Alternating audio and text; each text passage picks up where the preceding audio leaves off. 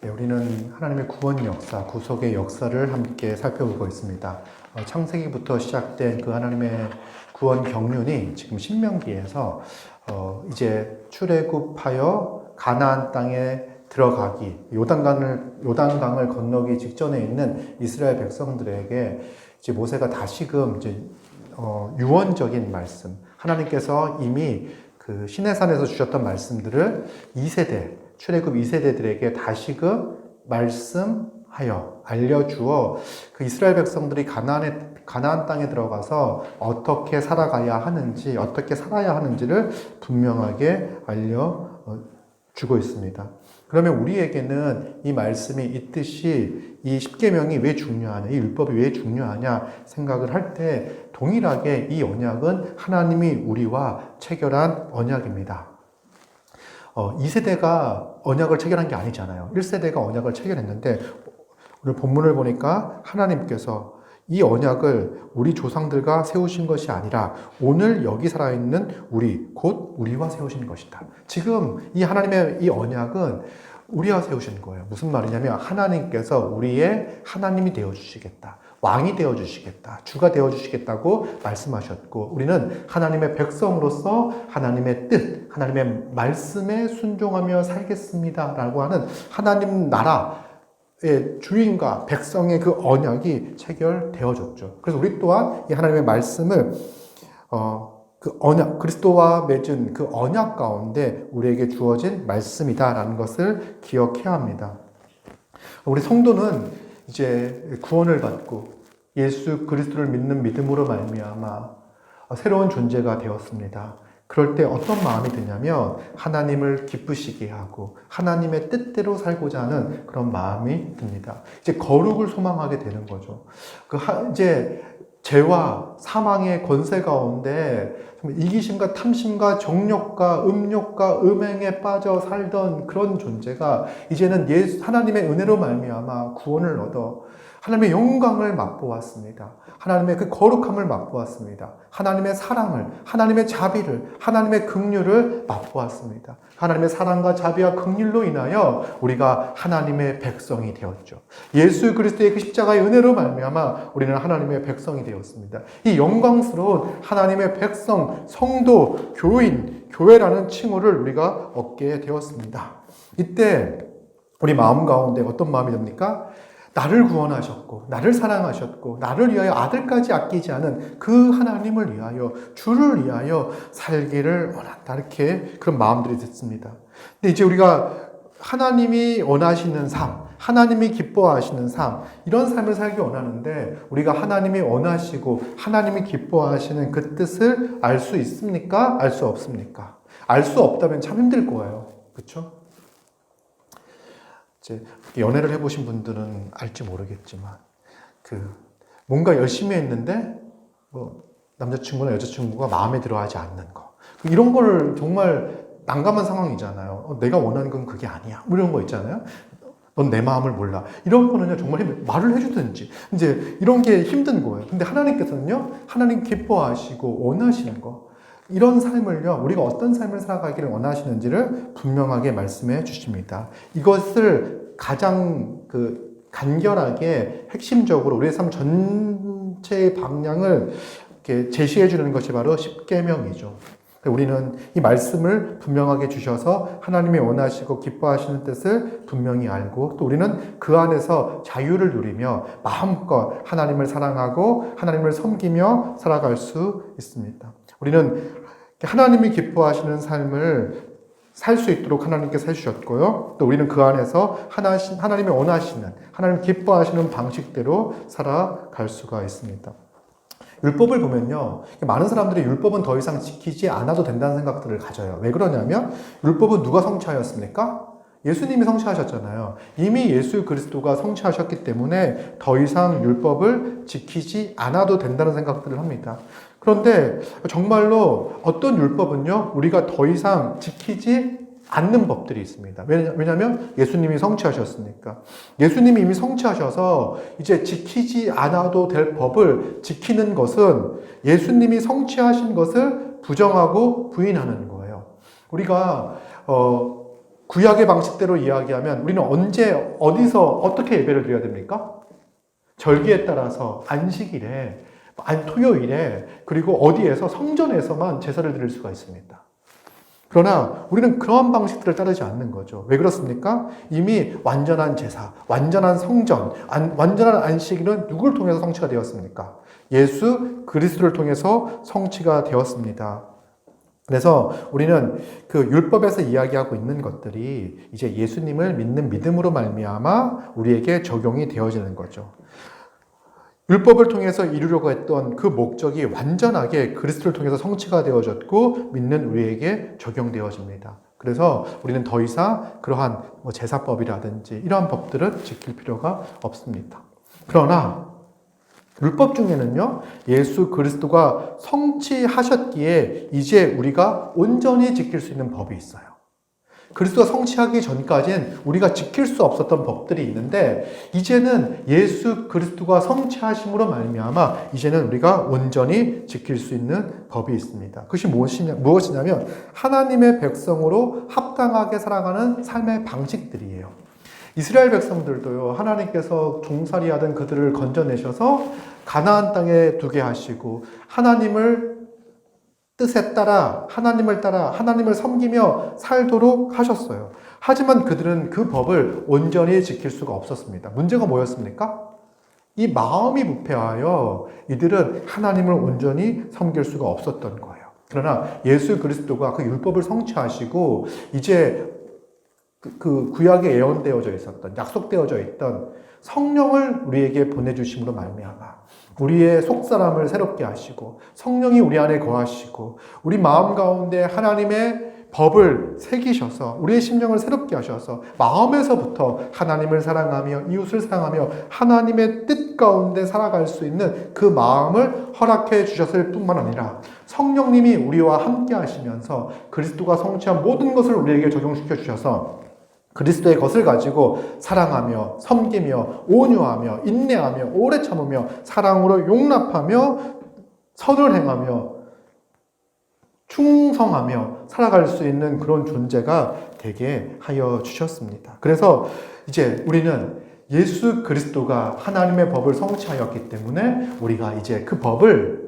지킬 수 있는, 순종할 수 있는 법이 있다라는 것을 알 수 있죠. 그 중에 대표적인 것이 바로 십계명입니다. 하나님께서 우리에게 원하시는 삶이요, 이 십계명에 핵심적으로 또 간략하게 잘 나와 있습니다.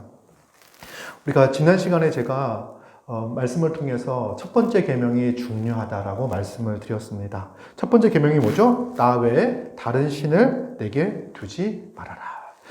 나 외에 다른 신을 섬기지 말아라. 이게 하나님께서 우리에게 주신 첫 번째 계명입니다. 그러나 많은 사람들이 자기는 이 계명을 잘 지키고 있다고 생각을 합니다. 왜? 나는 하나님을 믿고 있으니까. 나는 하나님을 섬기고 있으니까. 내가 우리의 의식은요, 다신교적 마인드를 가지고 있지 않아요. 그래서 이 부분은 하나님께 기도해야 되고, 이 부분은 절에 가야 되고, 이 부분은 알라에게 가야 되고, 역시 신이 많은 힌두교가 짱이야. 이런 생각들을 우리는 갖지 않아요. 그러니까 우리가 진리를 탐구한다고 이야기할 때 우리의 사고는 뭐냐면 여러 신들이 있는데 무엇이 진짜일까? 무엇이 진짜 진리일까? 이것들을 탐구한다는 생각들을 우리가 일반적으로 가지고 있는 생각들이죠. 그래서 네가 교회를 다니고 있고 하나님을 믿는다라고 이야기하면 나는 다른 여러 가지 것들 중에서 하나님을 택했고 하나님을 섬기고 하나님을 믿고 있는 사람이다라고 생각을 합니다. 그러나 그렇지 않다라는 거예요. 가나안 백성들도요, 단 한순간도 하나님을 섬기는 걸 포기했던 적, 하나님을 섬기지 않았던 적이 없었습니다. 이들은요, 가나안 땅에 들어가서도요, 매일 하나님의 법대로 하나님을 섬겼습니다. 근데 문제는 뭐였죠? 하나님과 함께 다른 신을 섬겼던 거예요. 이들은 문화 가운데, 이 가나안 문화 가운데 젖어들어 그렇게 살아가는 삶의 방식이 우상 숭배의 모습이었습니다. 오늘날 우리도 마찬가지죠. 우리도 주일날 교회에 나와 또 컴퓨터 앞에 앉아 자기 집 앉아 이렇게 예배를 드리고 있지만 우리가 주일은 하나님을 예배하는 것처럼 보이지만 이미 우리의 마음 한켠은 다른 것들이, 다른 우상이 우리의 인생을 차지하고 우리의 마음을 차지하고 있을 수 있다는 거예요. 그래서 이 계명, 나는 하나님을 믿으니까 첫 번째 계명은 됐어 라고 하고 넘어갈 수 없다는 거죠. 이 첫 번째 계명이 잘못되면 다 잘못되는 겁니다. 다 틀어지는 겁니다. 하나님을만 섬기지 못하고 하나님과 우상을 동시에 섬기면서 아무리 5계명부터의 계명들을 잘 지킨다고 한들, 아니 2계명부터의 계명들을 잘 지킨다고 한들 그것은 의미 없는 일들이에요. 첫 번째 계명이 너무나 중요하죠. 그래서 나는 정말 하나님만을 사랑하고 있는가, 하나님만을 섬기고 있는가를 생각해야 됩니다. 그래서 우리가 점검해야 할 것은 나의 생각의 흐름이 어디로 가고 있는지, 내가 이렇게 마음이 있는 곳에 보물이 있다, 마음이 있는 곳에 물질이 있다라고 이야기하잖아요. 그래서 나의 물질, 나의 시간을 무엇을 위해서 쓰고 있는지를 점검해 봐야 합니다. 먼저는 나의 생각이 어디로 가고 있는지를 생각해 보셔야 돼요. 어떻게 지난주에 설교를 듣고 한 주간 동안 살면서 내 의식의 흐름은, 나 사고의 흐름은 어디를 향하고 있는가? 가만히 있을 때 나는 무엇에 마음을 빼앗기고 생각을 빼앗기고 있는지 점검해 보셨습니까?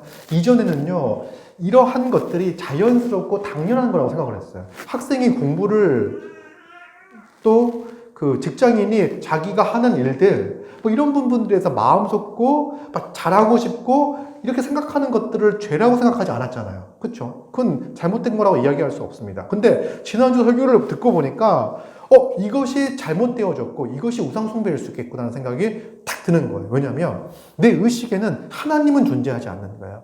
어떻게 하면 공부를 잘할까? 어떻게 하면 학점을 잘 받을까? 어떻게 하면 좋은 직장에 취업할까? 어떻게 하면 승진할까? 어떻게 하면 지금 인정받을 수 있을까? 어떻게 하면 내 삶이 조금 안정되어질까? 어떻게 하면 내가 갖고 싶은 거를 빨리 소유할 수 있을까? 어떻게 하면 내가 가고 싶은 곳을 빨리 놀러 갈 수 있을까? 어떻게 하면 내가 하고 싶은 대로 살 수 있을까라는 생각들이 쭉 빠져 있으면 누가 하는 생각이랑 똑같습니까, 이거는? 지금 제가 말씀드린 거는 세상 사람들이 생각하는 것과 똑같은 것들을 생각하며 추구하며 살아가는 거예요. 여러분, 제가 이렇게 얘기한 것들 중에서 어느 하나 이렇게 하찮거나 버리거나 해야 할 것은 단 하나도 없습니다. 그런데 그래서 우리는 그것들을 생각하고 그것들에 우리의 마음을 주는 걸 당연하게 생각하는 거예요. 근데 그게 우상숭배라고 성경은 이야기하는 거예요. 여러분, 그러면 우리는 어떻게 해야 됩니까? 염려가 내 마음속을 가득 채울 때, 내가 좋아하는 것들이 내 머릿속을 가득 채울 때, 해야 하는 공부가 우리의 삶을 가득 채울 때, 혹은 나태함과 하기 싫음과 자기 편함이 우리의 삶을 가득 채울 때, 그런 생각들이 나를 가득 채울 때, 이런 것들이 내 삶을 지배할 때, 잠깐의 즐거움과 잠깐의 쾌락과 잠깐의 유의, 이런 것들이 내 생각을 채울 때 우리는 어떻게 해야 합니까? 이제 딱 가만히 있으면 여러분들이 딱 드는 생각이 염려하는 부분들이 되게 많이 들 거예요. 잘하고 싶다는 생각과 함께 염려. 내가 잘할 수 있을까? 내 미래가 있을까? 이 문제를 해결할 수 있을까? 이런 염려가 딱 들 거예요. 근데 이제 염려가 들 때 우리는 어떻게 해야 되죠? 그때 하나님이 계십니까, 여러분들에게? 염려가 딱 들 때, 염려가 드는 건 자연스러워요. 공부를 잘하고 싶고, 일을 잘하고 싶고, 일을 잘하고, 공부를 잘하고, 일을 잘하는 것들은요, 너무나 중요해요. 근데 그때 하나님이 여러분들의 생각에 있습니까? 염려가 딱 들 때 하나님이 어떤 분이신지 누구신지를 안다면 우리는 염려에 우리의 시간과 우리의 삶과 우리의 에너지를 낭비하지 않고 뭐 할까요? 하나님이 계시다면, 염려가 딱 들었을 때 하나님께 기도하겠죠. 하나님을 의지하겠죠. 하나님을 신뢰하겠죠. 마치 우리는요, 하나님이 우리의 기도를 듣지 않고 아무 일도 하지 않는 것처럼 하나님을 믿고 생각하고 신앙생활 할 수 있어요. 여러분, 연애할 때는 어떻습니까? 이때도 그 직장 생활할 때는 어떻습니까? 일을 할 때는, 공부할 때는 어떻습니까? 이때도 하나님의 뜻과 하나님이 원하시고 하나님이 기뻐하시는 그 방향대로 내 삶을 살아가기 위하여 우리 의식과 생각의 흐름이 가고 있는지를 점검해 봐야 합니다. 그러니까 너무 그 생각이 나를 사로잡고 있어가지고 내가 그것만 가지면 행복할 거야. 내가 그걸 잃지 않으면 내 인생은 불행할 거야 라고 생각하는 것이 뭐라고요? 바로 우상숭배인 거예요. 근데 하나님을 생각할 때 설령 나에게 이것이 주어지지 않는다고 하더라도 나는 괜찮아. 왜? 하나님이 나와 함께 계시니까. 우리는 우리에게 주어져 있는 삶 가운데 최선을 다하며 살아가야 합니다. 그러나 내가 원하는 대로 되지 않는다고 하더라도 그것이 내 인생을 실패한 인생으로 만들어버리는 게 아니에요. 만약에 그게 안 돼서 내 인생이 실패한 인생으로 느껴진다고 한다면 하나님께서 여러분들을 위하여 일하시는 것은 도대체 뭐가 됩니까? 여러분들을 사랑하셔서 아들까지 아끼지 않고 내어주신 그 사건은 뭐가 됩니까? 어떻게 내 인생에 그것이 하나도 기쁨이 되지 않고 즐거움이 되지 않을 수 있습니까? 그래서 우상숭배라는 것은요, 정말 심각한 거예요. 그러니까 생각을 세상에 다 빼앗기고 있는 것은요, 정말 심각한 거예요. 왜냐하면 그 인생엔 하나님이 없는 것과 마찬가지이기 때문에 그렇습니다. 그래서 이제 모든 일을 할 때 하나님의 은혜와 하나님의 뜻과 하나님께서 내게 이루신 일들이 먼저 기억이 나고 생각이 나고, 그 다음에 하나님이 내 삶에 이루시기 원하시는 것들을 기억하고, 또 하나님이 나를 성숙한 모습으로 이끌어 가실 것을 기대하면서 우리가 시간들을 써야 합니다. 우리는 이제 정말 중요한 일들에 시간과 에너지를 쏟습니다. 또 그렇게 쏟아야 합니다. 그러나 그것만 하는 것, 또 하나님은 다 뒷전에 있고 말씀에는 무관심하고 예배는 우선순위에서 밀리고 거룩한 삶에 대한 열망이 없고 형제사랑은 뒷전이고, 이렇게 한다면요, 심각한 거다라는 생각을 가져야 됩니다. 우리는 중요한 일에 시간과 에너지를 쏟아야 합니다. 그러나 이런 삶 가운데에서 하나님이 우리 삶 가운데 없다면 우리는 크게 놀라고 크게 두려워해야 합니다.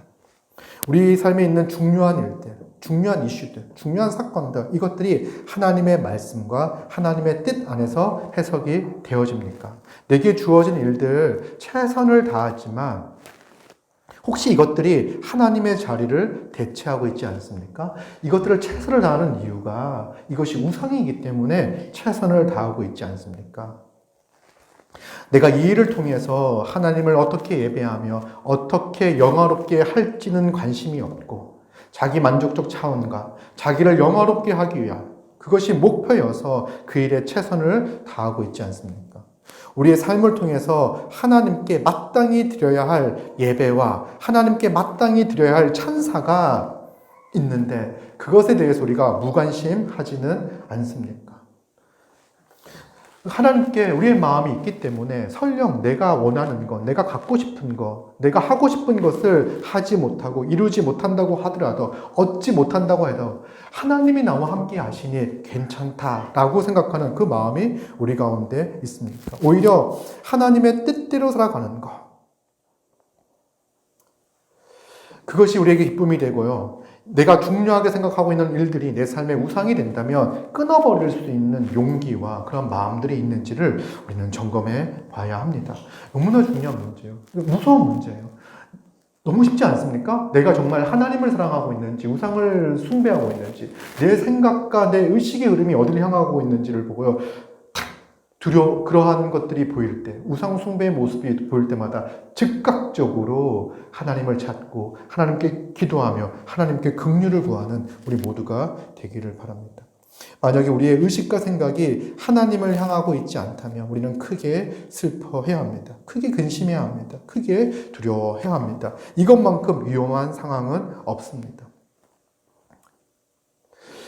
여러분, 단지 종교적 행위, 내가 예배에 참석했어, 내가 기도를 했어, 내가 DBS를 했어, 이러한 것들이 자기 만족적이고 자기 유연적인 행동일 수 있다는 생각들을 가져야 돼요. 나는 이만큼 할 만큼 했다는 생각을 가져서는 안 돼요.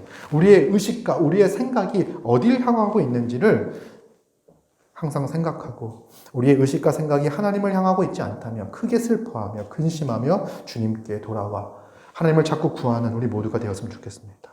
다시 한번 스스로에게 물어보죠. 나는 정말 누구를, 무엇을 섬기고 있는가? 무엇으로 만족하고, 무엇으로 기뻐하고, 무엇으로 행복하고 있는가? 여러분, 두렵습니다.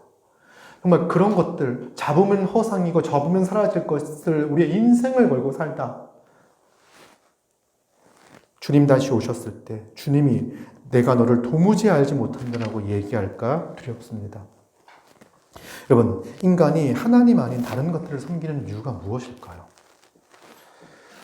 인간은요, 정말 무엇인가를 사랑하고 무엇인가를 의지하고 무엇인가를 통해서 만족하고 행복해하는 존재입니다. 우리 외적인 걸 가지고요. 우리 밖에 있는 걸 가지고요. 왜 그러냐면요, 인간은 피조물이에요. 피조물. 만들어진 존재예요. 우리는 우리 스스로 존재하는 존재가 아니라 만들어진 존재예요. 하나님께로부터 온 존재예요. 우리의 생명은요, 하나님으로부터 왔습니다. 그래서 우리는요, 본능적으로 근원에 출처에 우리의 인생을, 우리의 삶을 의지하는 경향이 있습니다. 그래서 인간은요, 초월적 존재를 인식하며 살아갑니다. 저 무신론자들도 있는데요 라고 이야기하는데, 무신론자들 같은 경우에도 이 초월적 존재와 실체 자체를 부정할 수는 없어요. 왜냐하면 이 우주라는 자체를 초월적 존재로 보는 거예요. 영혼과 시간을 뛰어넘는 어떤 물질 그 이상의, 왜냐하면 우주는 어디서부터 왔죠? 이 물질은 어떻게 존재하죠? 스스로 존재하는 거잖아요. 스스로 존재하는 분은 누굽니까? 하나님이죠. 그 지위를 우주에게 부여하며 하나님이 없다라고 이야기하며 자기의 지식 체계와 신념 체제를 이렇게 믿고 의지하며 이렇게 살아가는 겁니다. 이 인간의 피조성 때문에 나타나는 것이 바로 제한성이에요. 인간은요, 제한을, 한계를 가지고 있는 존재입니다. 여러분, 우리는 한계가 있어요. 이걸 인정하셔야 돼요. 인간은 자기 스스로 자기 존재 자체로 만족할 수 있는 그런 존재가 아닙니다. 인간은 인간 존재 자체로 완전한 존재가 아니에요. 스스로 존재하여 완전한 존재는 누구입니까? 하나님밖에 없죠. 우리는 하나님으로부터 나온, 하나님께서 창조하신 존재예요. 그래서 인간은 혼자 있을 때에 결핍과 부족과 외로움을 겪는 존재입니다. 여러분, 인간이 가만히 있으면 죽는 존재예요. 자가 발전을 할 수 없습니다. 인간은 스스로 무엇을 공급받지 않으면요, 죽는 존재예요. 공급받지 않으면 죽는 존재죠. 그래서 인간이 이 모든 것들이 언제 충분하게, 풍성하게 채워졌냐면 에덴에 있을 때 이 모든 것들이 다 채워졌습니다. 인간은요, 풍성했고 보람을 느꼈고 사랑받는 존재였습니다. 하나님으로부터 사랑받았으며 옆에 있는 지체로부터 사랑받았던 존재입니다. 하나님이 주시는 풍성함을 통하여 그것을 먹고 마심으로 생명을 유지하고요, 건강을 유지하고요, 또 노동과 일을 통하여 보람을 느끼며 살았던 존재입니다. 옆에 있는 지체를 자기로 여기며 인식하며 사랑했던 그런 존재입니다. 그러나 인간이 하나님을 떠났을 때 인간은 하나님 아닌 다른 것으로 이 공허함을 채우려고 하였습니다. 그러니까 하나님을 떠날 때 인간은 무슨 생각, 그러니까 에덴에 있을 때 어떤 상태냐면 자기 스스로 만족할 수 있는 존재였어요. 왜냐하면 하나님으로부터 풍성한 공급이 있었으니까요. 어떤 생각이 드냐면 하나님 없이도 하나님처럼 행복할 수 있겠구나라는 생각을 했어요. 그래서 하나님을 떠나죠. 하나님을 떠나는 순간에 인간에게 찾아온 건 뭡니까? 공허함이에요. 궁핍이에요. 무정함이에요. 이런 것들이 인간을 찾아오게 되었습니다. 그때 인간은 하나님을 떠났기에, 하나님으로부터 그것을 채울 수 없기에 하나님 아닌 다른 걸로 우리의 이러한 공허함을 채우려고 애를 쓰고 있습니다. 우리 여름이가 지금 적응이 많이 된 것 같아요. 그동안 이렇게 착한 척 많이 했었는데 이제 소리 지르며 이제 울고 있습니다. 그래서 인간은 이 공허함을 채우기 위해서 추구하는 것들이 뭐냐면 돈, 성공, 명예, 사람들로부터 인정, 또 연인, 결혼, 친구, 여행, 레저, 뭐 등등등 이런 것들을 통해 가지고 이제 외부로부터 계속해서 우리의 공허함을 채우려고 합니다. 그러나 이 공허함이 채워집니까? 채워지지 않습니까? 이 중에서 채워질 수 있지 않습니까? 더 많이 가지면 채워질 수 있지 않습니까? 이렇게 얘기하시는 분들이 있을지 몰라요. 근데 우리가 여기까지 다 봤으면 정말 하나님 아닌 다른 것으로 우리가 만족할 수 없는 존재구나. 하나님 아닌 다른 것들로 행복할 수 없는 존재구나. 라는 것을 우리는 알 수 있어요. 왜 그러냐면 우리는 우리의 그 공허함은 무엇의 부재로부터 느끼고 있습니까? 하나님의 부재로부터 느끼는 거예요. 우리의 공허함. 인간의 근원적인 공허함은요, 하나님이 있어야 될 그 자리에 하나님이 계시지 않는 거예요. 근데 하나님이 계셔야 할 그 자리에 하나님이 계시지 않을 때 그 무엇으로 그것을 채울 수 있습니까? 있습니까? 없습니까? 없어요. 하나님은 무한하신 분이시잖아요. 그 무한한 하나님을요, 유한한 것들로 채울 수가 없는 거예요. 그때 인간은 그래서 하는 게 더 많이 가지면, 더 많이 누리면, 더 많이 즐기면 행복할 거라는 유혹들을 받습니다. 그리고 잠깐 무엇인가를 소유할 때, 잠깐 무엇인가를 가질 때, 잠깐 누구를 만날 때 우리에는 위로가 있어요. 그래서 더 많이 하면 나의 이 공허함이 채워질 거라고 착각할 수 있는데 결코 그럴 수 없습니다. 왜냐하면 우리의 이 공허함의 근거는, 이유는 하나님이 그 자리에 계시지 않기 때문에 그렇습니다. 그래서 여러분, 하나님만을 섬겨야 돼요. 하나님 아닌 다른 하나님을 섬기며 우상을 섬기는 건 뭐냐면 하나님만으로 나의 공허함을 채울 수 없습니다. 하나님만으로 행복할 수 없습니다. 라는 이야기와 같아요. 하나님은 나의 무엇인가를 채우기에 부족한 분입니다. 라고 말하는 것과 같은 거예요. 이거는요, 하나님에 대한 심각한 모욕이며 모독인 거죠. 하나님의 명예와 하나님의 영광을 훼손하는 생각과 말이라고 할 수가 있습니다. 자, 그러면서 이제 하나님께서 두 번째 계명을 우리에게 주셨습니다. 두 번째 계명은요, 너는 자기를 위하여 새긴 우상을 만들지 말고. 이제 우상을 만들지 말라라고 이야기합니다. 자, 근데 첫 번째 계명은요, 나 외에 다른 신을 내게 두지 말라고 이야기했죠. 두 번째 계명은 우상을 만들지 말라라고 이야기를 했어요. 그러면 이 우상을 만들지 말라라고 이야기하면 우리가 딱 처음 드는 생각은 뭡니까? 신을 만들지 말라는 생각들을 다 가질 수가 있잖아요. 그렇죠? 근데 그것보다 더 큰 의미가 있습니다. 그 우상을 만들 때 이스라엘 백성들이 만든 우상은 어떤 우상이었죠? 뭘 만들었죠? 제일 먼저 만들었던 게? 송아지 만들었죠. 송아지. 금송아지 만들었죠. 근데 금송아지를 만든 건 왜 만들었습니까? 무엇하기 위해서 만들었죠? 금송아지를 만든 건? 하나님을 예배하기 위해서 만든 거예요. 모세가 올라간 다음에 이스라엘 백성들이 불안해하니까 너희를 여기까지 인도해 주신 하나님이다라고 해서 만든 게 금송아지예요. 그래서 이 우상을 만들지 말라라고 이야기할 때는요, 하나님을 어떠한 형상으로도 만들지 말라라는 것이 더 큰 의미를 가지고 있습니다. 당연히 하나님 아닌 다른 신들을 만들고 그것을 섬기는 것들은 신자에게 금지되어지겠죠. 약간 이제 신자는 그럴 가능성은 별로 없어요. 그런데 막 우상을 막 만들어가지고, 근데 이것이 하나님이다라고 생각하는 것들, 무엇인가를 만들어 놓고 이것들을 금지하는 거예요. 그래서 첫 번째 계명은요, 무엇을 우리에게 알려주냐면 우리의 예배의 대상이 누군지, 이게 이제 첫 번째 계명이에요. 두 번째는요, 예배의 방법이 어떠해야 되는지, 이게 두 번째 계명이에요.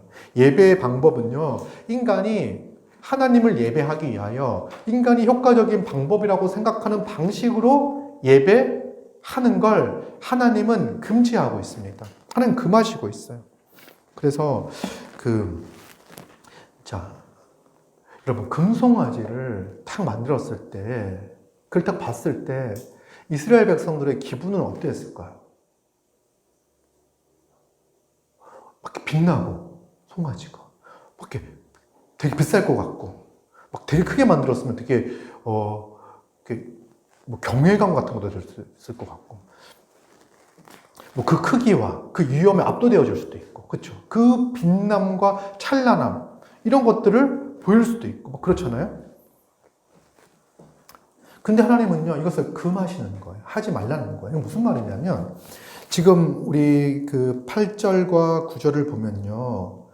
위로 하늘에 있는 것이나 아래로 땅에 있는 것이나 땅 및 물 속에 있는 것 어떤 형상도 만들지 말라. 그것들에게 절하지 말라라고 이야기하는데 그 하나님을 이 어떤 형상으로 피조물의 형상으로 만든다는 것은 하나님을 어떻게 하는 거죠? 축소시키는 것이고 왜곡시키는 거예요. 그래서 하나님의 그 엄청난 무한한 사랑과 무한한 그 존재를요, 인간이 눈에 보일 수 있는, 또 인간이 이해할 수 있는 인간의 수준으로 줄여놓는 거고요. 이거는요, 축소이며 왜곡입니다. 그래서 하나님에 대한 잘못된 지식을 갖도록 하는 거죠. 잘못된 지식을 갖게 하는 거예요. 그래서 우상을 만들지 말라라고 이야기를 합니다. 하나님은 첫 번째 계명이 뭐였냐면 예배의 대상이고 두 번째 계명이 뭡니까? 예배의 방식이라고 이야기한다면 하나님은 우리에게 예배받는 걸 되게 좋아하시는구나 라는 것을 알 수 있죠. 그렇죠? 예배받는 걸 좋아한다. 예배받길 원하신다. 그럼 이제 무슨 얘기가 되냐면 도대체 예배가 무엇이기에 하나님은 우리의 예배를 받기 원하실까? 이런 생각들을 갖게 됩니다. 여러분, 예배받기 원하시는 하나님, 이게 여러분 잘 이해되십니까? 왜? 왜 하나님은 예배받기 원하시지? 뭐 칭찬에 고프신가? 뭐 이렇게 이런 생각들 같잖아요. 여러분, 제가 저의 아들과 친밀하게 사랑하며 교제하길 원한다 라고 할 때 여러분들 그걸 듣고서 이상하다라고 생각하거나 이건 자기만족적 사랑이야, 자기 이기적이야, 뭐 이렇게 생각하는 사람들이 혹 있습니까? 제가 제 아들을 사랑하고 또 제 아들도 저를 사랑하고 그래서 좋은 시간들을 갖고 친밀하게 교제하기 원한다라고 이야기할 때 목사님은 너무 이기적이셔, 뭐 아들의 마음을 생각하지도 않고 뭐 이렇게 생각을 합니까? 저는 아들로부터 존경과 이런 것들을 받으면 좋겠어요. 그렇죠?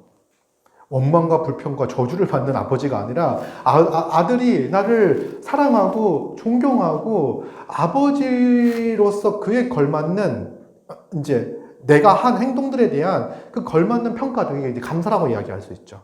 그 어떤 것들에 대해 감사를 받는 것, 이런 것들을 잘못됐다라고 생각할 사람들은 없을 거예요.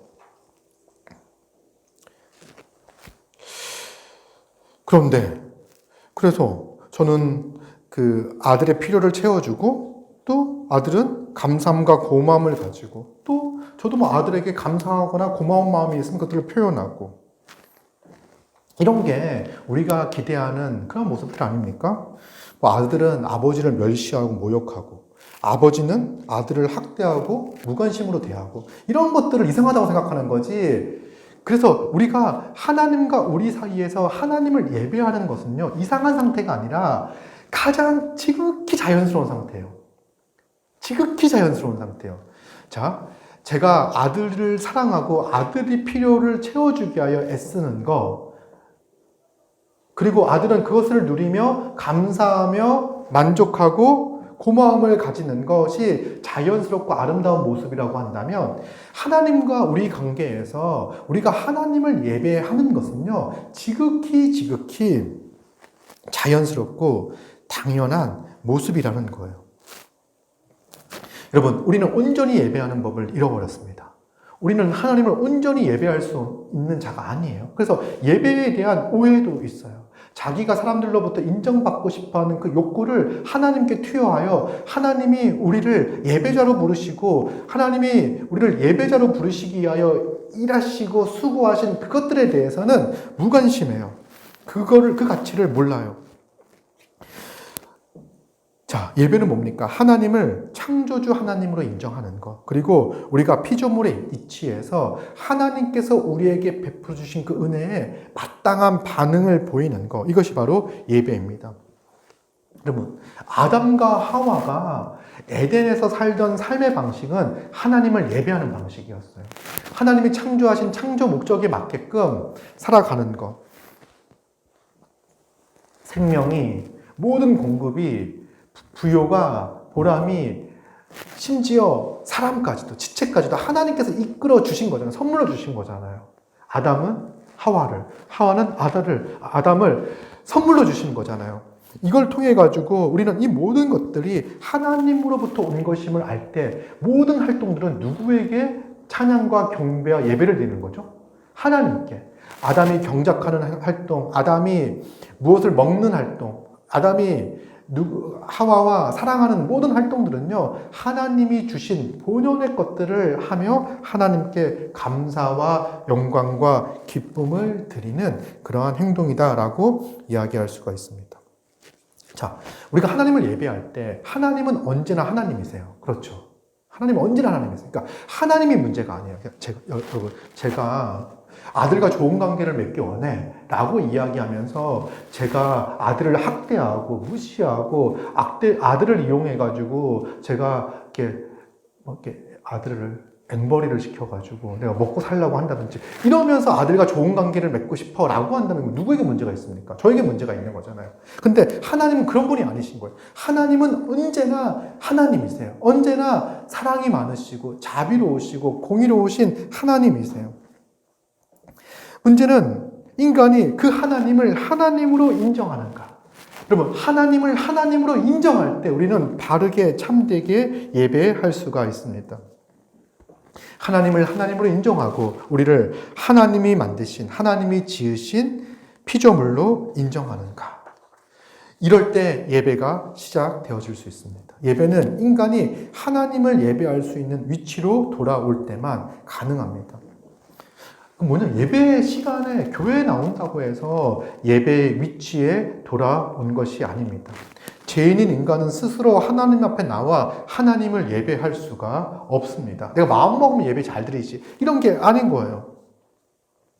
여러분, 우리가 하나님이 우리의 예배를 받기 원하신다라고 이야기할 때 한번 예배 한번 해봐, 이렇게 하시는 게 아니에요.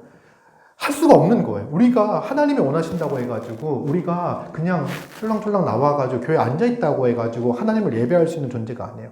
하나님께 나오면 어떻게 됩니까? 그런 죄인이 하나님께 나오면 하나님의 공의 가운데 심판을 받는 거예요. 그래서 하나님은 우리의 예배를 받기 위하여 어떻게 하셨냐면 우리를 예배할 수 있는 자가 되도록 일하셨습니다. 우리가 죄인으로서 하나님 앞에 나아갈 수 없으니 예수 그리스도를 이 땅에 보내시고 예수님이 우리를 대신하여 죽으시고 우리의 모든 죄를 사하시고 예수 그리스도가 인간의 몸을 입고 성취하신 그 모든 그리스도의 의를 우리에게 믿음으로 말미암아 또 그리스도 안에서 그 모든 것들을 누리게 하셔서 하나님을 예배할 수 있는 예배자가 되게 하셨습니다. 우리는 진정 언제 이 예배의 자리로 들어올 수 있냐면 우리의 죄를 회개하며 우리 죄인됨을 알고 하나님이 우리를 위하여 베풀어 주신 은혜를 알고 그 은혜에 대한 반응할 때, 바르게 반응할 때 그것이 예배가 되는 것입니다. 여러분, 우리가 그 하나님께서 우리에게 베풀어 주신 그 은혜를 알아서 하나님을 예배할 수 있는 예배자가 되었다는 것, 이것이 얼마나 큰 은혜입니까? 큰 감격입니까? 우리는 하나님을 예배하는 예배자가 되었습니다. 하나님이 예배자를 찾으신다고 했는데 그냥 누가 예배 잘할까 찾으신다는 게 아니에요. 하나님이 예배자를 찾는다는 거는요, 찾아서 어떻게 하셨습니까? 예수 그리스도가 인간의 몸을 입고 이 땅에 오셔서 우리를 대신하여 죽으시는 그런 방식을 통해서 하나님을 온전히 예배할 수 있는 예배자로 세우셨습니다.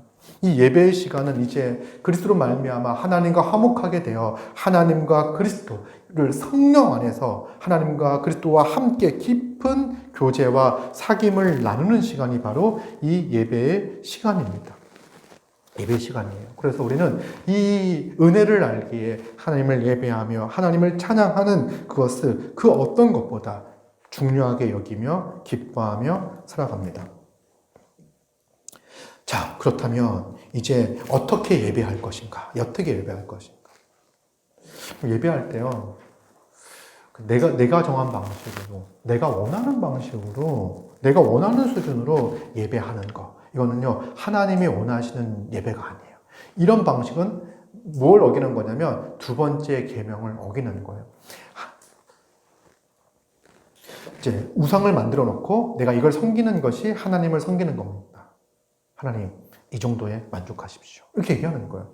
내가 하나님, 저에게 다른 것을 요구하는 건 선을 넘는 겁니다. 저는 하나님을 이렇게 예배하겠습니다 하고 하는 거예요. 우상을 만들어 놓고 송아지를 만들어 놓고 예배하는 방식은 그렇다는 거예요. 하나님이 금하신 예배의 방식이 바로 피조물을 형상으로 만들고 예배하는 것을 금하셨죠. 이것이 바로 이제 이런 방식들이 하나님을 축소시키고 왜곡시키는 것을 알 수가 있습니다. 근데 이렇게 하는 이유가 뭔가요? 이렇게 하는 이유가, 금송아지를 만든 이유가 하나님을 좀 잘 예배하기 위하여. 하나님이 눈에 보입니까? 안 보입니까? 안 보이죠. 그러면 하나님이 정말 경기하고 가치 있고 위엄이 있으시며 정말 이렇게 강하시고 능력이 많으시고 높으신 분이라는 것을 표현하기 위해서 어떻게 합니까? 금송아지를 만드는 거예요. 여러분, 이런 양식들이 오늘날 교회에도 있을 수 있어요. 무슨 말이냐면 이런 방식으로 하나님을 느끼고 하나님을 경험케 하는 거예요. 찬양을 통해서, 저 말고 이제 노래 부르는 찬양 있잖아요. 이렇게 찬양을 막 이렇게 성가대를 세우고 뭘 하고 음악을 이렇게 가득하게 해가지고 딱 들어왔을 때 그 음악에서 풍기는 그러한 느낌들로 우리를 압도시키려고 하거나, 딱 교회에 들어갔을 때 높은 천장을 보면서 하나님의 영화로움을 보게 한다든지, 그 엄숙한 분위기를 통해서 거룩을 느끼게 한다든지, 뭐 이런 방식들을 통해 가지고 하나님을 알려주고 그걸 통해서 하나님을 더 잘 예배하려고 한다면요, 그 의도는 좋을지 모르지만 잘못된 방식이에요. 하나님이 원하시고 기뻐하는 방식이 아니에요. 뭐 하나님을 더 잘 예배하고 싶은 마음, 그러니까 교회를 딱 처음 왔는데도 예배를 잘 드리게 해주고 싶어가지고 그런 마음을 가지고 했다고 하더라도, 누구나 복음을 모르고 진리를 모르는 사람도 하나님을 경외하는 마음을 일으키겠다고 하는 수단으로 그것을 이용하려고 했다고 하더라도 이것은 두 번째 계명을 어기는 것들이에요. 여러분, 그러면 어떻게 예배하는 것이 하나님을 바르게 예배하는 것인가? 무슨 말이냐면, 저는 이제 어떤 것들을 경계해야 되냐면, 우리가 좋은 예배당에서 좋은 음악과 좋은 환경에서 집중하여 하나님을 찬양하고 예배하는 것을 잘못했다고 얘기할 수는 없겠죠. 근데 그것 자체가 목적이라면 그것으로 하나님을 만날 수 있고 그것을 통해서 하나님을 영광스럽게 예배할 수 있다라고 생각할 수 있다면 그건 잘못된 거예요. 여러분, 하나님을 바르게 예배하기 위해서는 하나님을 바르게 알고 예배해야 합니다. 여러분, 금송아지를 만들지 말라고 한 이유는 뭐냐면, 형상을 만들지 말라고 한 이유는 뭐냐면, 하나님에 대한 지식을 축소시키고 이것이 하나님인 것처럼 이야기하고 믿게 하는 것. 그러니까 어떤 부분, 하나님의 어떠한 부분을 드러내 보일 수 있을지는 몰라요. 그런데 하나님 그런 이미지를 통해 가지고 자신을 드러내고 말씀하시는 분이 아니십니다.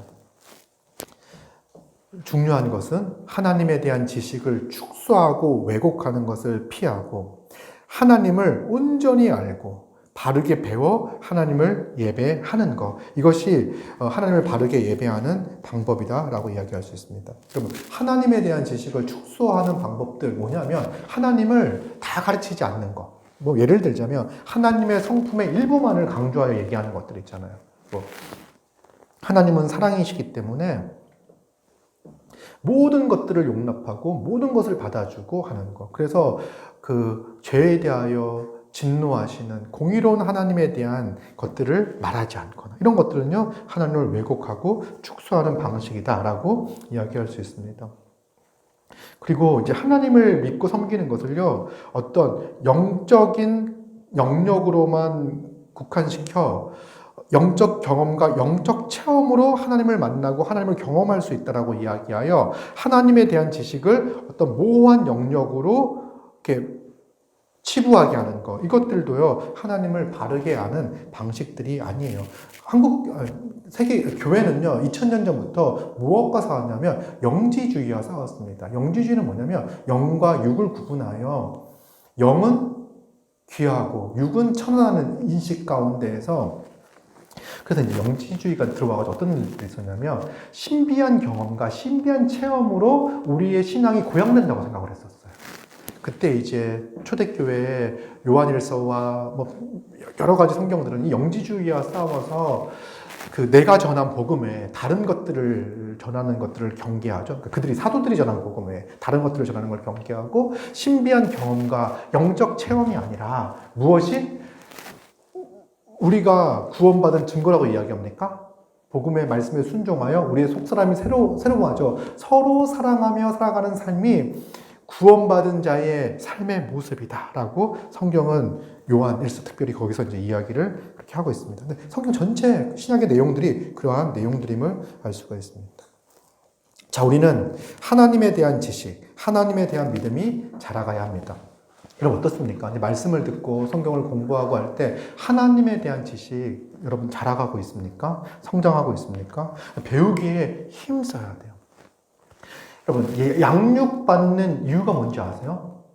우리가 교회 3대 사명하면 예배, 양육, 선교 이렇게 세 가지를 이야기하잖아요. 이 양육의 목적은 뭐냐면 하나님을 잘 예배하기 위해서예요. 하나님을 예배하기 위해서 우리가 양육받는, 배우는 거예요. 하나님을 알면 알수록, 하나님을 배우면 배울수록 하나님을 더 온전히 예배할 수 있는 거예요.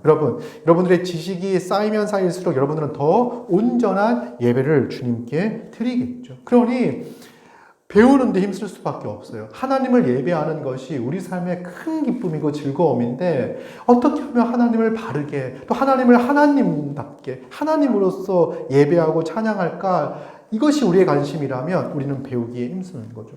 전도는 왜 하는 거예요? 예배하는 자를 세우기 위하여, 예배하는 자로 초대하는 거예요. 복음을 전하여 복음을 받아 하나님을 예배하는 자로서 우리는 초대하기 위하여 그들에게 복음을 전하는 것입니다. 그래서 이제 배우는 데 힘쓰자. 더 잘 배우자. 우리는 설교를 들으면서 하나님에 대한 지식들이 하나 쌓여가야 합니다. 그리고 진정한 예배는 뭐냐? 진짜 예배는 뭐냐? 예수님께서 말씀해 주셨어요. 요한복음 4장 23절, 24절에서 아버지께 참되게 예배하는 자들은 영과 진리로 예배할 때가 오나니 곧 이때라. 무엇으로 예배하는 때? 그러니까 지금 이게 장소 문제를 했었거든요. 그래서 이 사마리아 지역은요, 북쪽에 있는 그 신전이 있었고, 그 다음에 남쪽은 이제 예루살렘에서 예배를 드렸잖아요. 제사를 드렸잖아요. 그래서 어디서 예배를 드려야 됩니까? 라고 물었을 때 예수님은 여기도 아니고 저기도 아니다. 이제 영과 진리로 예배할 때가 온다. 아버지께서는 자기에게 이렇게 예배하는 자를 찾으시느니라. 그러니까 하나님께서 찾으시는 예배자는 누굽니까? 영과 진리로 예배하는 자예요. 하나님은 영이시니 예배하는 자가 영과 진리로 예배할지니라. 자, 그러면 이 영과 진리로 예배한다는 것은 무엇입니까? 이 영은 무엇을 가리키는 거죠? 성령을 가리키는 거예요. 진리는 무엇을 가리키죠? 누가 진리입니까? 내가 곧, 저 말고 예수 그리스도가 곧 길이요 진리며 생명입니다. 요한복음 4장에 보면은요, 주님께서 그렇게 말씀을 하십니다. 진리 대신 예수 그리스도, 그분을 믿고 믿음으로 말미암아 우리는 하나님께 참된 예배를 드릴 수가 있는 거죠. 예수 그리스도를 통해서. 그래서 이 성령을 통하여 우리는 그리스도를 알고 그리스도를 배우고 한 성령 안에서 그리스도께로 인도함을 받아 이제 예배하는 거예요. 성령의 인도하심 가운데 예배하는 거죠. 그리고 예배할 때 우리는 무엇을 의지하여 하나님께 나갑니까? 예수 그리스도, 진리이신 예수 그리스도를 붙잡고 그리스도 안에서 하나님께 나아가는 거예요. 이 예배할 때 지금 삼위 하나님께서 우리의 예배를 위하여 일하시는 거죠. 성령께서 예수 그리스도를 우리에게 적용시켜 주심으로 말미암아 하나님께 나아가 하나님을 예배할 수 있는 예배자가 되게 하셨습니다. 그래서 믿음으로 말미암아 성령 받은 우리는 예수 그리스도를 분명히 알고 참되게 알아 하나님을 예배할 수 있는 자가 되었어요. 자, 들어보세요. 자, 우리 하나님을 바르게 예배하기 위해서는 성경을 알아야 된다, 말씀을 알아야 된다고 얘기를 했잖아요. 근데 하나님은 하나님을 알려주시는 방식으로서 우상을 만들거나 어떤 형상을 만들라고 말씀하지 않으셨어요. 뭐냐면, 말씀을 통하여 하나님께 나간다고 하고, 그 진리가 뭐냐 했을 때 예수 그리스도를 통해서 우리가 하나님께 나아갈 수 있다고 말씀을 하셨는데, 여러분, 하나님의 형상, 이러면 생각나는 분이 누가 있죠? 분 이렇게 하면 예수님이 생각나죠. 그쵸? 자, 그러면 골로새서 1장을 한번 볼까요?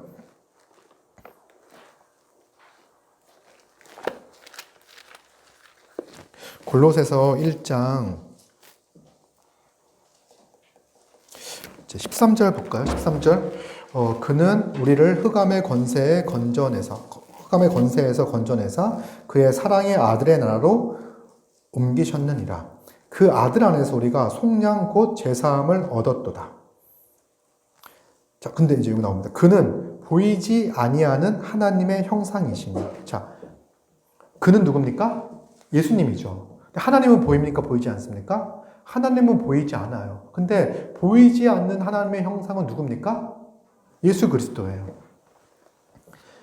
그래서 우리는 예수님을 통해서 예수님을 봄으로 누구를 알 수 있습니까? 보이지 않는 하나님을 알 수가 있는 거예요. 그는 모든 피조물보다 먼저 나신 이시니 만물이 그에게서 창조되되. 예수님에 대한 이야기예요. 하늘과 땅에서 보이는 것들과 보이지 않는 것들과 혹은 왕권들이나 주권들이나 통치자들이나 권세들이나 만물이 다 그로 말미암아 그를 위하여 창조되었느니라. 그래서 우리가 예수 그리스도를 통하여 보이지 않는 하나님을 알 수가 있는 거예요. 자, 하나만 더 찾아보겠습니다. 요한복음 14장.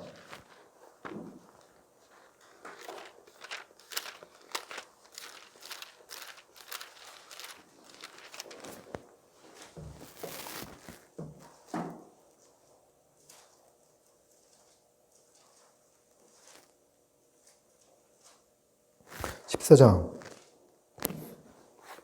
6절.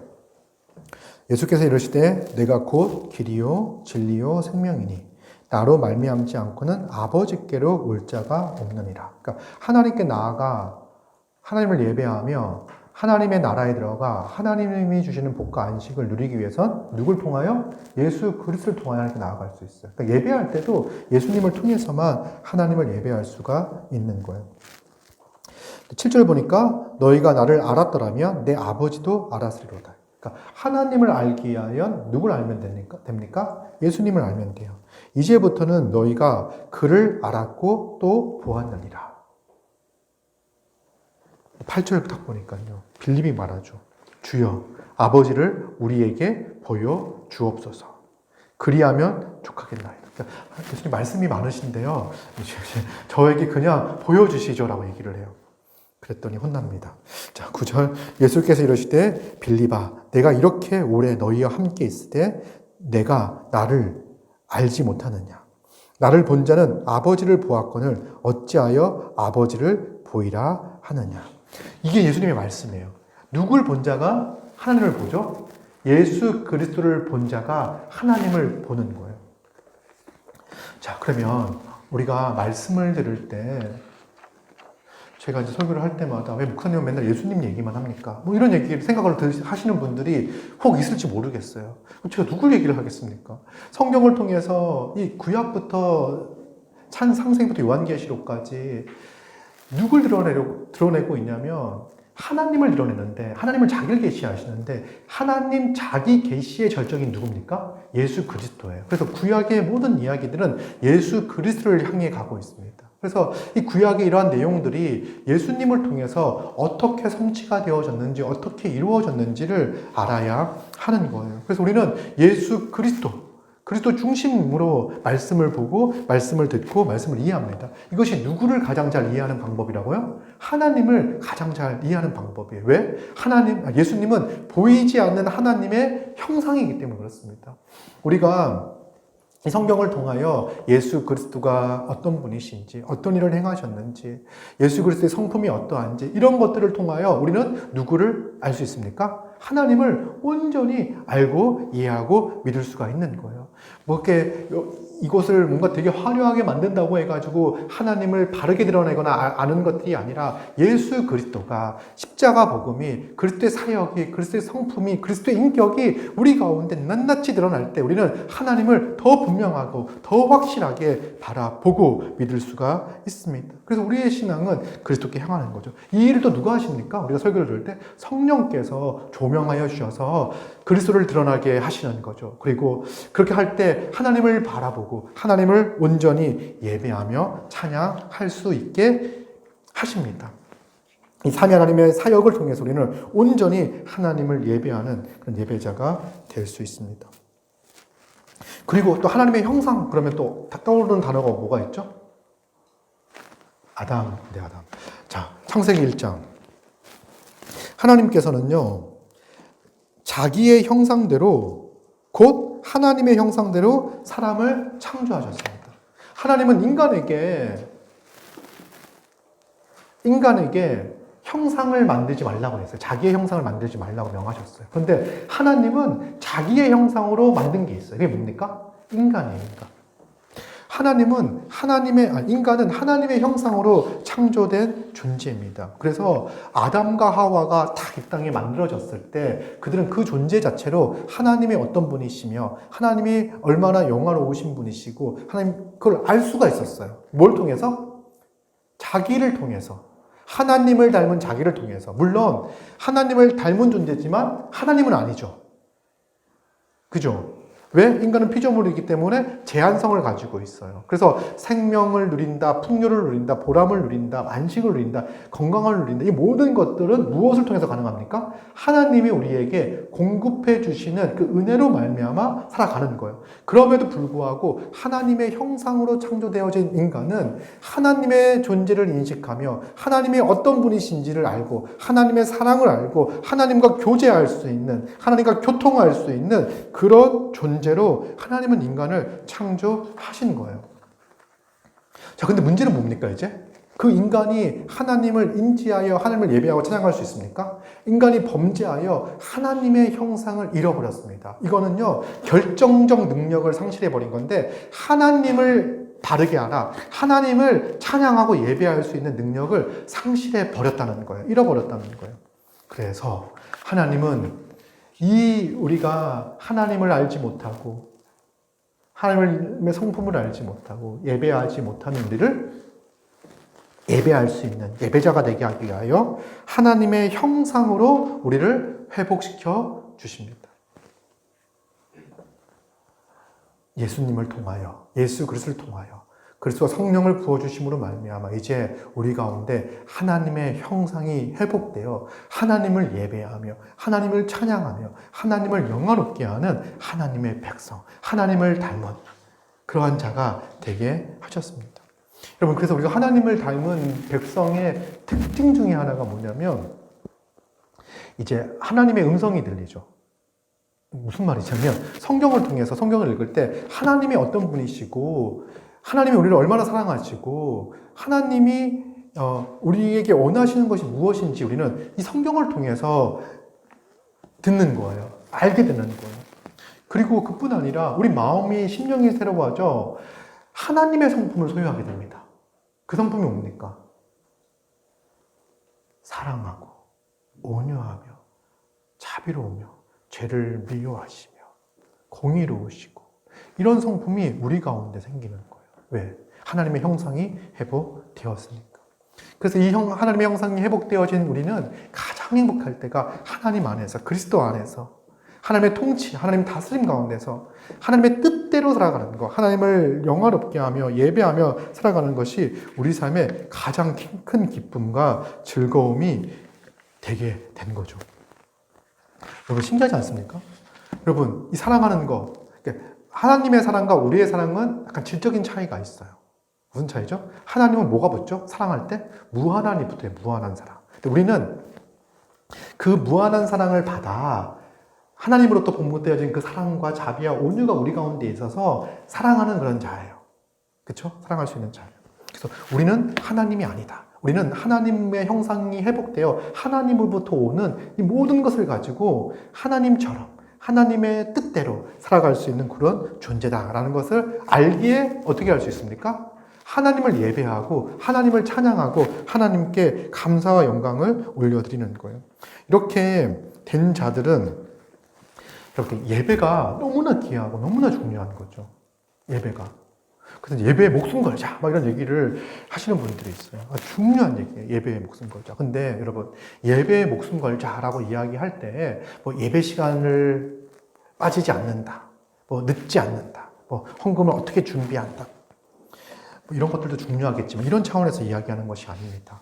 정말 하나님에 대한 바른 지식을 가지고 그리스도를 알고 그 은혜 하나님이 우리에게 베풀어 주신 그 은혜에 감사하여 감격하여 예배하는 것 이것이 바로 참되게 바르게 예배하는 예배의 모습입니다. 여러분 아무리 우리의 행동이 바뀌고 아무리 일찍 나오고 이 시간에 정신 똑바로 차리고 앉아 있다고 하더라도 그것이 온전한 예배가 되지 않을 수 있어요. 어떻게? 하나님과 그리스도를 하나님을 우리에게 드러내는 그리스도를 잘 알지 못할 때 그 하나님에 대한 바른 지식이 없을 때 그리스도를 통하여 하나님에 대한 바른 지식을 갖지 못할 때 우리 예배는 온전한 예배가 될 수 없습니다. 여러분 우리보다 더 어렵게 힘들게 자기의 정성을 보이는 종교들이 참 많이 있습니다. 여러분 그렇게 정성을 보이는 것을 통해 가지고 하나님을 바르게 예배하는 것이 아니라 정말 하나님에 대한 바른 지식을 가지고 하나님을 바르게 예배하는 거죠. 그러면서 로마서 12장 로마서 한번 12장 한번 찾아보겠습니다. 12장 1절 2절 잘 아는 말씀인데요. 우리가 어떻게 하나님을 예배하는 삶을 살아가는가? 그러므로 형제들아 내가 하나님의 모든 자비하심으로 너희를 권하노니 너희 몸을 하나님이 기뻐하시는 거룩한 산 제물로 드리라. 이것이 너희가 드릴 영적 예배니라. 자, 2절. 너희는 이 세대를 본받지 말고 오직 마음을 새롭게 함으로 변화를 받아 하나님의 선하시고 기뻐하시고 온전하신 뜻이 무엇인지 분별하도록 하라. 여러분 지금 2주간의 설교를 듣고 나서 이 부분을 딱 읽어보니까 이게 이런 말이구나라는 것들이 딱 드러나죠. 여러분 우리가 이렇게 함께 모여 예배하는 거 너무나 중요합니다. 그래서 이 예배 시간이 정말 그 어떤 것보다 중요하고 소중하게 생각하며 예배 자리에 나옵니다. 그리고 우리의 일상 가운데서 우리의 몸을 하나님이 기뻐하시는 거룩한 산 제물로 주님께 드리는 거예요. 그래서 우리의 몸을 드린다. 우리의 생각과 우리의 육체, 우리의 모든 것, 전인격을 주를 위하여 드리는 삶. 이것이 바로 하나님이 기뻐하시는 영적 예배의 삶입니다. 그래서 내 생각과 내 사고가 어디를 흐르고 가고 있는지를 잘 보셔야 돼요. 어디에 있든지 무엇을 하든지 하나님의 뜻과 하나님의 말씀과 하나님의 은혜를 기억하여 마땅히 하나님의 영광을 위하여 살아가는 그러한 존재인지, 내 심령이 새로워져 형제를 사랑하고 하나님을 사랑하고 내 자신을 내어 다른 사람을 온전케 하기 위하여 살아가고 있는지, 직장에서 학교에서 내가 시간을 쓰고 있는 수많은 것들 가운데에서 하나님을 사랑하고 하나님을 예배하는 방식이 아니라 자아사랑과 자기 숭배의 방식으로 살고 있지 않은지를 계속 점검하며 나의 몸을 거룩한 산 제물로 드리며 살아가는 것, 이것이 바로 신자의 삶입니다.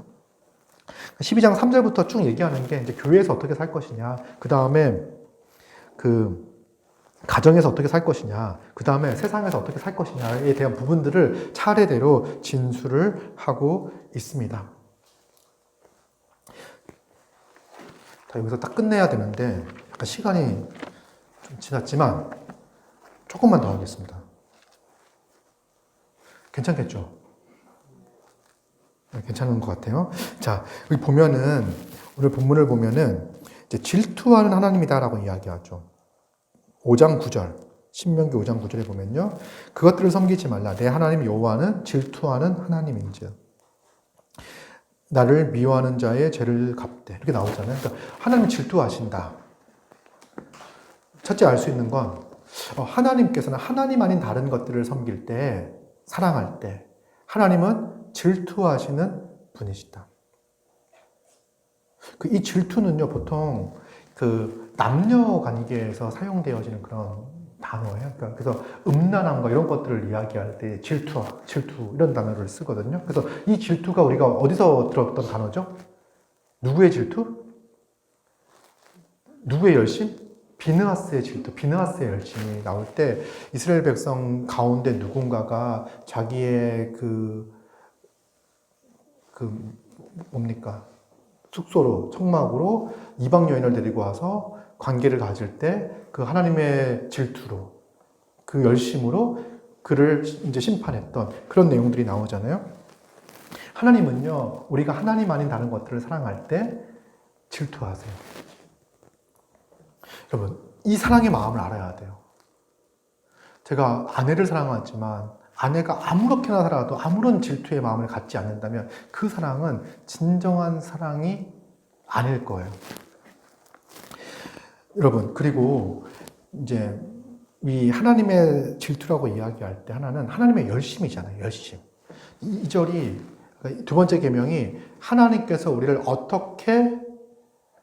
우리에게 어떻게 예배하기를 원하시는지를 알려주셨다면 이 질투는 하나님의 열심이에요. 어떤 열심이냐면 하나님이 우리에게 바르게 예배받기 원하는, 정말 참된 예배를 받기 원하시는 하나님의 열심입니다.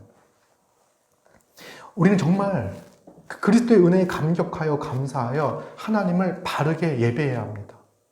하나님을 바르게 예배하기 위하여 말씀을 보십시오. 말씀을 붙잡으십시오. 그 말씀을, 율법을 즐거워하여 주야로 묵상하십시오. 여러분들 지금 듣고 있는 설교가 한 주간의 삶을, 한 주간 여러분들의 의식을, 생각을 지배할 수 있도록 말씀을 붙잡고 말씀 안에 거하십시오. 그럴 때 한 주간 말씀 안에 거했던 우리가 하나님에 대한 바른 지식을 가지고 또 주님께 나와 주님을 예배하며 찬양할 수 있어요. 그리고 한 주간 동안 이 하나님의 말씀과 하나님의 바른 지식을 가지고 있을 때 우리의 일상 가운데 우리의 몸을 거룩한 산 제물로 주님께 드리며 살아갈 수가 있는 거죠. 이렇게 살아가는 거예요. 그래서 하나님께 바르게 예배하자. 하나님은 참된 예배를 받으시려는 열정이 있으시다. 하나님이 그 열정이 바로 예수님을 이 땅에 보내주셔서 예배할 수 없는 자를 예배할 수 있게 하신 것. 이것이 바로 하나님의 열정이 드러난 아주 중요한 사건이죠. 예수 그리스도의 십자가가. 그리고 뭐라고 얘기하냐면 예배를 잘 드리면 어떤 일이 벌어지냐면 잘 못 드리면 나를 미워하는 자. 그러니까 하나님을 섬기지 않고 우상을 섬기고 하나님을 바르게 예배하지 않는 자를 뭐라고 얘기하냐면 나를 미워하는 자다. 그 나를 미워하는 자의 죄를 갚되 아버지로부터 아들에게로 3, 4대까지 이르게 하거니와. 10절 나를 사랑하고 내 계명을 지키는 자에게는 1000대까지 은혜를 베푸시느니라. 그래서 이걸 통해서 알 수 있는 게 정말 하나님은 바른 예배를 받기를 원하시는구나. 우리가 참되게 예배하기를 원하시구나. 그래서 예배를 잘 드릴 때 벌을 이야기하시고 잘못 드릴 때 저주를 얘기하시고 잘 드릴 때 복 주실 것을 약속하셔요. 이게 예배의 중요성을 말씀해 주시는 거죠. 근데 예배가 얼마나 중요하냐면 이걸 통해서 알 수 있는 게 예배의 영향은 어디까지 미칩니까? 나에게 끝나는 게 아니에요. 후손에게도 미치는 거예요. 다음 세대에게도 미치는 거예요. 이게 3대다, 1000대다라고 이야기할 때 막 숫자로 세가지고, 내 인생이 약간 힘든 게 우리 할아버지가 예배를 잘못 드려서 그런가 보다. 이런 얘기가 아니라 하나님께서, 하나는 정말 예배가 얼마나 중요한지를 이야기하는 거고, 또 하나는 정말 예배를 잘 드려 복 주기 원하신다는 그 마음을 이야기하는 거예요. 하나님을 바르게 알고 참된 예배를 드려 하나님을 바르게 예배하기를, 참된 예배를 받기 원하시는 그것이 3대의 저주와 1000대의 복으로 이렇게 표현되어져 있는 것 하나와, 그리고 이 예배를 잘 드리는 것은 우리에게만 영향이 있는 것이 아니라 다음 세대에도 영향을 주는 거예요. 여러분, 우리가 예배 드리는 게 너무나 중요합니다. 예배를 잘 드리는 게. 지금 누가 보고 있습니까? 우리의 예배를. 예배 드리고 있는 거를요. 우리의 아이들이 지금 보고 있어요. 줌으로 보고 있어요. 지금 우리가 예배 드리는 걸 보고 있는 거예요. 함께 예배하며 엄마, 아빠가 옆에 있는 형, 누나가 어떻게 예배하고 있는지를 보고 있는 거예요. 형, 누나라고 하니까 좀 그렇고, 아저씨, 아주머니들이 어떻게 예배 드리고 있는지를 그래서 보고 있는 거예요. 그런데 여러분, 예배를 잘 드린다는 건 뭐냐면, 아까도 얘기했듯이 태도가 바르다. 중요하겠죠? 이렇게 뭘 한다. 이런 것보다 더 중요한 것은 우리가 예배 가운데에서 무엇에 아멘하는지, 무엇에 기뻐하는지, 무엇에 감사하는지, 이걸 보고 있는 거예요. 정말 아빠, 엄마가, 우리 교회가 무엇을 귀하게 여기고, 무엇을 소중하게 여기고, 무엇에 기뻐하고, 무엇에 감격하고, 무엇을 위해 살고 있는지, 어떤 은혜를 구하고 있는지, 이걸 보고 있는 거예요. 그래서 예수 그리스도의 십자가의 그 은혜에 감격하여 예배하며 찬양하며 아멘하고 있는 그 예배를, 하나님께 바르게 드려지는 그 예배를 보고, 이것이 1000대까지 영향을 주는 그 하나님의 복, 이 복이 다음 세대까지 이렇게 영향을 주는 거죠. 여러분, 정말 우리가 예배를 잘하기 위하여 기도했으면 좋겠습니다. 우리 다음 세대를 위하여 기도하는데 정말 우리가 온전히 하나님을 알아 바른 지식을 갖고 그 은혜에 감사하여 감격하여 은혜에 대한 마땅한 반응으로 예배하는 우리가 되었으면 좋겠습니다. 우리의 삶 전체를 하나님께 드리는 그런 예배자가 되었으면 좋겠습니다. 먼저는 함께 모여 예배하는 이 시간, 이게요, 모든 은혜의 수단이 집약되어져 있는 시간이에요. 여러분가 언제 여러분들이 일주일 중에 이렇게 1시간 15분을 앉아서 설교를 듣겠습니까? 이렇게 하나님의 말씀을 듣는 시간이고, 함께 목소리 높여 찬양하는 시간이고, 함께 우리 삶을 돌아보며 감사와 회개를 드리는, 기도하는 시간이고, 함께 교제하는 시간이 이 예배의 시간이에요. 그렇게 또 예배를 통해 하나님을 더 알아가고 하나님의 그 영광을 누렸던 우리가 또 일상에 가서도 이 하나님에 대한 마음과 사랑과 생각으로 가득하여 또 일상 가운데서도 우리의 몸을 거룩한 산제물, 하나님이 기뻐하시는 거룩한 산제물로 드려 형제를 사랑하고 섬기며 온전케 하며 살아가는 것, 이것이 바로 신자가 드리는 마땅한 예배의 모습이다라고 할 수 있습니다. 여러분, 하나님을 예배하는 것이 우리의 가장 큰 기쁨입니다. 그 일을 위하여 예수 그리스도가 우리 예배할 수 있는 자 되게 하여 주셨습니다. 그 은혜에 감사하며 우리가 하나님을 더 알아가며 배워가며 하나님 온전히 예배하는 예배자 되기를 바랍니다.